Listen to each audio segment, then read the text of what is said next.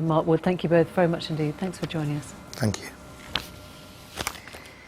The writer Ben Judah grew up in London, but he says it's changed so much in recent years he no longer knows whether he loves the city or fears it. In a new book, he attempts to get beneath the surface of this new London, sleepy in subways and squatty in a doss house, getting to know some of the characters behind its huge, anonymous population. He made this film for us with some of the many people he met along the way.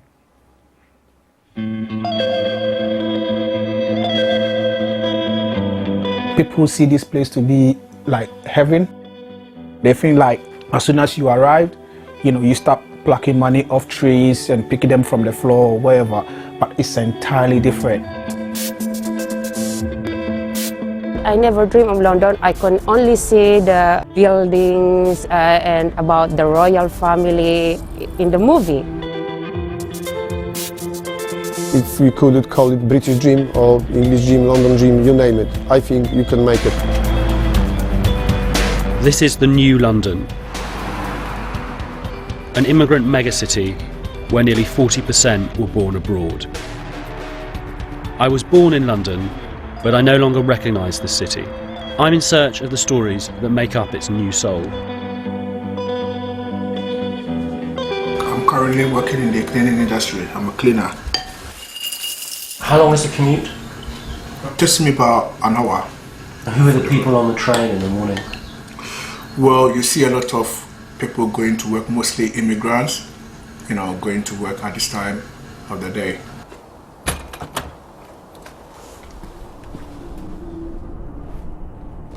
London is changing. Around half the street sleepers are now Eastern European tramps. Много хладно. Is London difficult? It's difficult, yeah. I don't know English, I coming here, it's very difficult. The people who coming here must know the speak English language. It's the first. After find the job have. England have the job.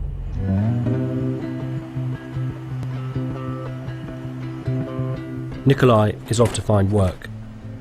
But when it comes, it won't pay well. On the Romanian black market, the lowest wage I ever saw was one chicken and chips for a day's work. I come for the work in the street because I don't have another solution. You don't can make account bank because don't have address. When I go in the agency want account bank to pay me. Where they go? I go in the street. Nikolai touts for work on the curb every day. This is the London I've chronicled, the city of beggars, black markets and doss houses. Why do they come? Because for men of a trade, for the few, the London dream can be real. I had literally £250 in my pocket and I stayed in a room with a friend of mine, which he was already here. And I went out literally the next day, coming into London, I went out to look for the job. I would stand on the corner where you've got all other chaps waiting for the work, and I was picked up by the other people, and that's how it worked those days. Every town in Poland has its London son, the boy who made it. He inspires 100 more. When all the Poles were coming, people were a little bit cautious about us. Now they're much more open. They prefer us to do the building sites, and they prefer us to do the building for them, comparing to the native people, if I put it this way. So if I came from your hometown and I asked you, should I come to London, what would you say? I would say yes. Come over. I own 3 companies at the moment. I've got some rental properties. I own the house. I'm very happy, Do you think your children will be English first or Polish first? Looks like they're going to be English first, because we speak Polish at home, but they do speak English to each other. They speak perfectly Polish, perfectly English, but they still, I would say, they're going to be more English than Polish. But mostly, migrants clean, wait and guard the Golden City, never to enter. Jessie is from the Philippines. She works as a maid for the absentee owners of a super flat. I have missed my family very much. I left my daughter when she was 1 year and 11 months old.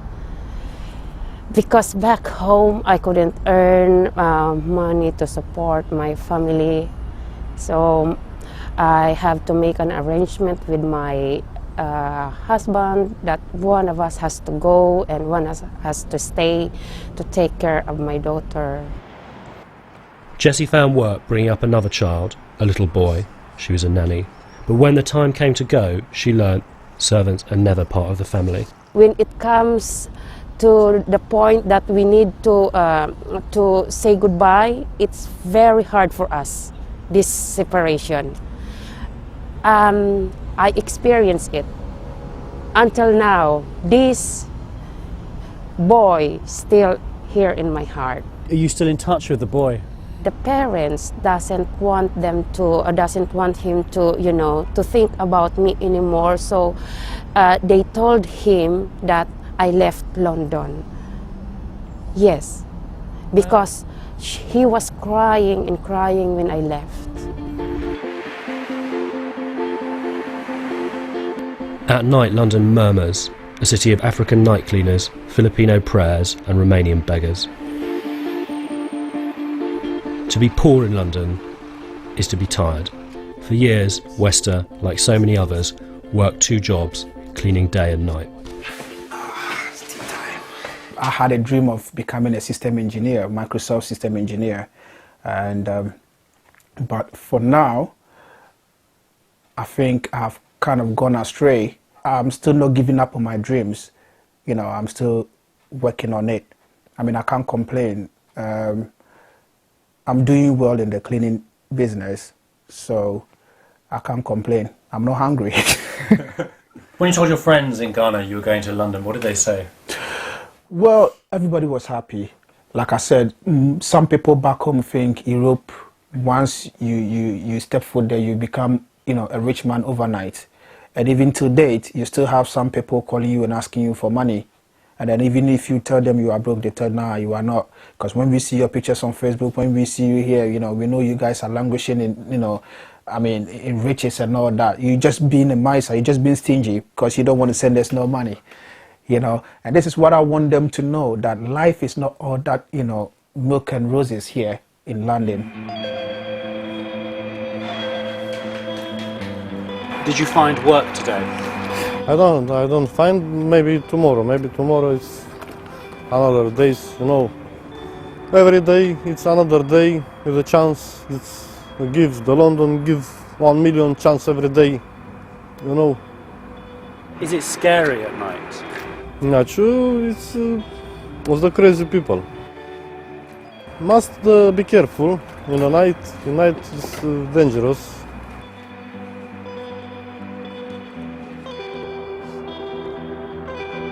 London glows in the villages of Africa, Eastern Europe and Asia, stirring up dreams. Tempting like the city of Oz. The writer Ben Judah with some of his thoughts on London. Well, that's it for tonight, but we leave you